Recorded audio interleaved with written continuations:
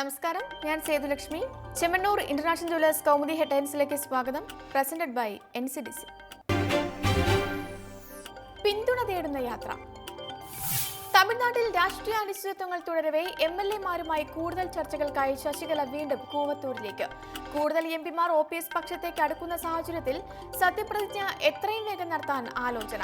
തന്നെ പിന്തുണയ്ക്കുന്ന 128 MLA-മാരെ എവിടെ വേണമെങ്കിലും ഹാജരാക്കാമെന്നും ശശികല ക്യാമ്പ്. ചിന്നത്തലേവിയെ പ്രതിരോധത്തിലാക്കുന്നത് സിനിമാ താരങ്ങൾ ഉൾപ്പെടെ OPS-ന് പരസ്യ പിന്തുണ അറിയിച്ച സാഹചര്യം.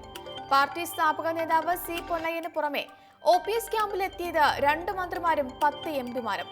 സത്യപ്രതിജ്ഞാ ചടങ്ങ് നീളുകയും കൂടുതൽ നേതാക്കൾ പന്നീർശെൽവത്തിന് പിന്തുണ അറിയിക്കുകയും ചെയ്താൽ കാര്യങ്ങൾ കൈവിട്ടു പോകുമെന്നും ഭയം.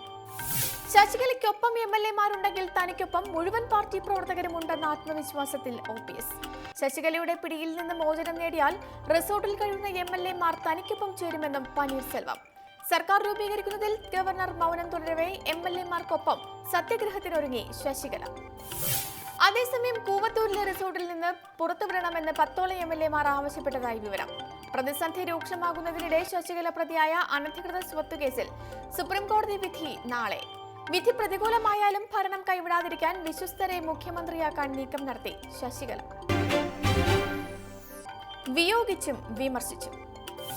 ലോ അക്കാദമി പ്രശ്നത്തിൽ സർക്കാരിനെതിരെ വീണ്ടും VS. വിഷയം കൈകാര്യം ചെയ്യുന്നതിൽ ജാഗ്രത കുറവുണ്ടായെന്ന വിമർശനം.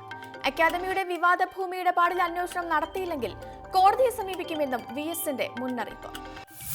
അതേസമയം പുറമ്പോക്കിൽ പണിത മുഖ്യ കവാടം പൂർണ്ണമായും പൊളിച്ചു നീക്കിയ റവന്യൂ വകുപ്പ്. വ്യവസ്ഥകൾ ലംഘിച്ച് അക്കാദമി ഭൂമിയിൽ പ്രവർത്തിക്കുന്ന ഹോട്ടലിന്റെയും ബാങ്ക് ശാഖയുടെയും കാര്യത്തിൽ കടുത്ത നിലപാടിനും ഒരുക്കം.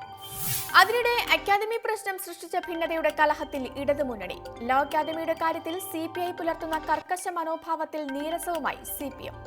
ഘടകകക്ഷികളുടെ അഭിപ്രായ ഭിന്നത LDF യോഗത്തിൽ ചർച്ച ചെയ്യുമെന്ന് കോടിയേരി ബാലകൃഷ്ണൻ. വലയുന്ന വിലക്കയറ്റം. സംസ്ഥാനത്ത് റേഷൻ വിതരണം തകിടം മറിഞ്ഞതിന് പിന്നാലെ നിത്യോപയോഗ സാധനങ്ങളുടെ വിലയിലും വൻ കുതിപ്പ്. അരിക്കും പാലിനും വില വർദ്ധിച്ചതിന് പുറമെ പച്ചക്കറിക്കും പഴവർഗ്ഗങ്ങൾക്കും വിപണിയിൽ പൊള്ളുന്ന വില. വരും ദിവസങ്ങളിൽ വില ഇനിയും ഉയരുമെന്നും റിപ്പോർട്ട്. കഴിഞ്ഞയാഴ്ച പൊതുവിപണിയിൽ 105 രൂപയ്ക്ക് വിറ്റ വെളിച്ചെണ്ണയുടെ ഇപ്പോഴത്തെ വില 168 രൂപ.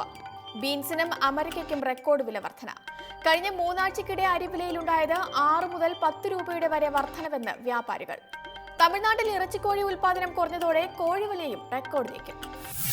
അതിനിടെ വിലക്കയറ്റം തടയാൻ അരിക്കടകളുമായി സംസ്ഥാന സർക്കാർ. ആദ്യഘട്ടത്തിൽ തിരുവനന്തപുരത്തും കൊച്ചിയിലും കോഴിക്കോടും തുടങ്ങുന്ന പദ്ധതിയുടെ ഔദ്യോഗിക ഉദ്ഘാടനം നാളെ ഭക്ഷ്യമന്ത്രി P. തിലോത്തമൻ മണക്കാട് നിർവഹിക്കും. പുതിയ സംരംഭത്തിലൂടെ വിലക്കയറ്റം തടഞ്ഞ് കുറഞ്ഞ നിരക്കിൽ അരി ലഭ്യമാക്കുമെന്ന് വിശദീകരണം. കശ്മീരിൽ ഏറ്റുമുട്ടൽ. ദക്ഷിണ കശ്മീരിലെ കുൽഗാമിൽ തീവ്രവാദി ആക്രമണം. സുരക്ഷാ സേന നടത്തിയ പ്രത്യാക്രമണത്തിൽ 4 ഹിസ്ബുൾ മുജാഹിദ്ദീൻ ഭീകരർ കൊല്ലപ്പെട്ടു. ഏറ്റുമുട്ടലിൽ 2 സൈനികരും മരിച്ചതായി വിവരം. നുഴഞ്ഞുകയറിയ മറ്റ് ഭീകരർക്കായി തിരച്ചിൽ തുടരുന്നു. കുൽഗാമിലെ ഏറ്റുമുട്ടൽ അവസാനിച്ചതായും വിശദീകരണം. ഇന്നത്തെ സ്വർണ്ണവില നിരക്കുകൾ.